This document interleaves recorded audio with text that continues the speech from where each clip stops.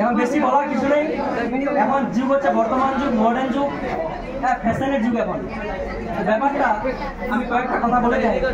দেখো, শিক্ষকের সম্মান বা শিক্ষক দিবস মানে আমরা কি জানি, মানে তোমাদের মধ্যে যেটা ধারণা আছে বেশিরভাগ যে না, মানে হ্যাঁ আসলাম স্যারের সঙ্গে 5 সেপ্টেম্বর আসলাম, টিফিন খাইলাম, স্যারগুলোকে গিফট দিয়ে দিলাম, এটাই কি শিক্ষক দিবস?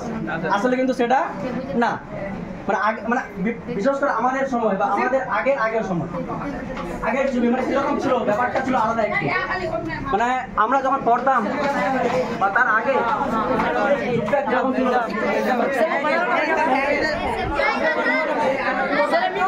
যদি সাইকেল উঠে তাহলে হঠাৎ করে কোনো স্যারে আমাদের চোখে পড়লে আমরা কি করতাম? সরাসরি আমরা কি করতাম? সাইকেল থেকে নিচে নেমে যেতাম। এটা এই যে সম্মান, যে কোনো স্যার আমরা বা যে কোনো স্যার কি চায়, এই সম্মানটুকু চাই। কোনো স্যার এটা চায় না যে তোমার ভারী বাড়িতে আমার গিফট নিয়ে আসলাম, ওটা না। যে সম্মান, রেসপেক্ট, তুমি যার কাছে পড়েছো, যার কাছে কিছু ভালো কিছু শিখেছো, তাকে যদি কিছু একটু সম্মান করে দিবে। শুধু স্যার বলে আমরা যে কেউ, যারা সিনিয়র, যারা দাদা, যে কাউকে তোমাদের কিন্তু সম্মান করা উচিত, সব থেকে বড় কথা যেটা, ঠিক আছে? দেখো, পড়াশোনা কম বেশি সবাই পারে, ওটা আলাদা কথা, বাট রেসপেক্টটা কিন্তু তোমাদের নিজের মধ্যে আছে। তো রেসপেক্ট যতদূর সম্ভব একটু রেসপেক্ট করার চেষ্টা করবে। এখন যদিও যুগটা একটু পাল্টে বললাম, মানে আমার স্পিচের প্রথম লাইনটাই ছিল যুগ নিয়ে।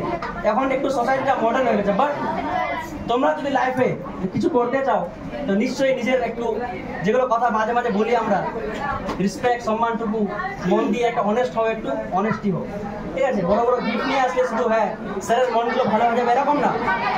যেটা বললাম একটু আগে, নিশ্চয়ই তোমাদের যারা বুজরুগ, যারা বড়, যারা এল্ডার তোমাদের থেকে নিশ্চয়ই, বা যারা স্যার, ওই যুগটা কিন্তু এখন আর দেখতে পাচ্ছি না। ওটা আগে একটা সময় ছিল, আমরা যখন দেখতাম কোনো স্যারকে বাজার যেতাম বা কোনো জায়গায়, সাইকেল থেকে নেমে স্যারের পিছু পিছু হাঁটতাম। এখন ওই যুগটা আর নেই, তোমরা হয়তো দেখতে পাচ্ছ না।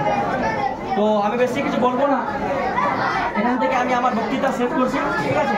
যতটুকু সম্ভব যে কোনো স্যারও সবসময় চাইলে রেসপেক্ট একটা বড়